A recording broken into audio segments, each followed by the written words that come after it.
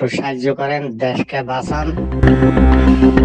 চট্টগ্রামের বৈরাট ইউনিয়নের ১ নং ওয়ার্ডের ২ নম্বর ওয়ার্ড বন্দর সেন্টারের উত্তর পাশে অবস্থিত একটি আস্তানায় মেঝেতে ধারণ করা একটি ভিডিও প্রবাসী নিউজের কাছে পাঠায় নাম প্রকাশে অনিচ্ছুক এক ব্যক্তি।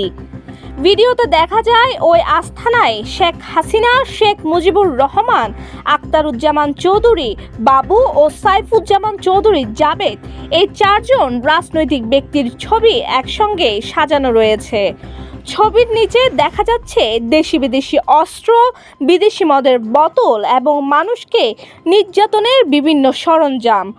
ভিডিওতে আরও একটি প্রাইভেট কারের উপস্থিতিও ধরা পড়ে।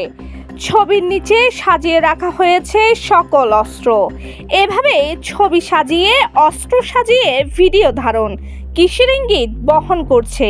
এদিকে কোনো পরিকল্পনা নাকি আওয়ামী লীগের উপস্থিতির ইঙ্গিত দেওয়া? এটা ১ নম্বর বৈরাট ইউনিয়ন ২ নম্বর ওয়ার্ড বন্দর সেন্টারের উত্তর পাশে তাদের গোপনীয় স্থান থেকে এগুলো আমার কাছে আসছে। ভাইজান, এখন আপনারা যেহেতু নির্বাচনের আগে আমরা চাই একটা শান্তি শৃঙ্খলা নির্বাচন হোক, তাদের গোপনীয় স্থান থেকে এগুলো যেভাবে হোক আমার কাছে আসছে। ভাইজান, আপনি মোবাইলে এগুলো দেখার পরে একটু নজরে নিবেন, আমাদেরকে একটু সাহায্য করেন, দেশকে বাঁচান, দেশের মানুষকে একটু রক্ষা করেন। নির্বাচন সামনে রেখে এমন ভিডিও প্রকাশ্যে আসায় এটিকে আওয়ামী লীগের সক্রিয় হয়ে ওঠার বার্তা, নাকি নির্বাচনকে ঘিরে ভয়ভীতি সৃষ্টি কিংবা অস্থিতিশীলতা তৈরির কোনো অপচেষ্টা? এ বিষয়ে সংশ্লিষ্ট প্রশাসন কি ব্যবস্থা নিচ্ছে সেটি এখন দেখার বিষয়।